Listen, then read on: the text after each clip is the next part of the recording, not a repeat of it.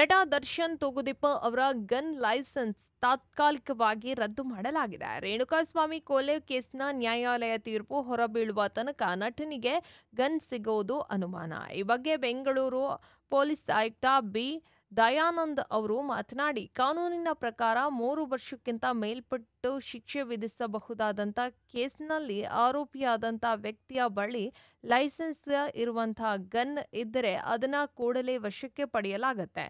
ಜೊತೆಗೆ ಆ ವ್ಯಕ್ತಿಯ ಲೈಸೆನ್ಸ್ ಅನ್ನ ರದ್ದು ಮಾಡಲಾಗುತ್ತೆ.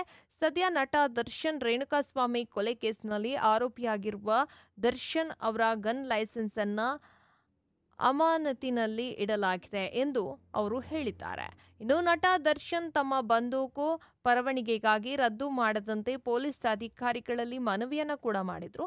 ಬಂದೂಕು ಪರವಾನಗಿ ರದ್ದುಗೊಳಿಸುವ ಸಂಬಂಧ ಬೆಂಗಳೂರು ಪೊಲೀಸ್ ಕಮಿಷನರೇಟ್ನ ಆಡಳಿತ ವಿಭಾಗದ ಡಿಸಿಪಿ ಪದ್ಮಿನಿ ಸಾಹು ಜನವರಿ 7ರಂದು ನೀಡಿದ್ದಂಥ ನೋಟಿಸ್ಗೆ ದರ್ಶನ್ ಅವರು ಉತ್ತರಿಸಿದ್ರು. ನಾನು ಸೆಲೆಬ್ರಿಟಿ ಆಗಿರೋದ್ರಿಂದ ಹೋದ ಕಡೆಗಳಲ್ಲಿ ಹೆಚ್ಚಿನ ಜನ ಸೇರ್ತಾರೆ. ಈ ವೇಳೆ ನನ್ನ ಆತ್ಮರಕ್ಷಣೆ ಮಾಡೋದು ಬಹಳ ಮುಖ್ಯವಾಗಿರುತ್ತೆ. ಇನ್ನು ಖಾಸಗಿ ಭದ್ರತಾ ಸಿಬ್ಬಂದಿ ನೇಮಿಸಿಕೊಂಡಿದ್ರು. ವೈಯಕ್ತಿಕ ರಕ್ಷಣೆಗಾಗಿ ಬಂದೂಕು ಪರವಾನಗಿ ಅವಶ್ಯಕತೆ ಇದೆ. ಹೀಗಾಗಿ ಬಂದೂಕು ಪರವಾನಗಿ ರದ್ದು ಮಾಡಬಾರದು ಎಂದು ದರ್ಶನ್ ಅವರು ಕೋರಿಕೊಂಡಿದ್ದಾರೆ.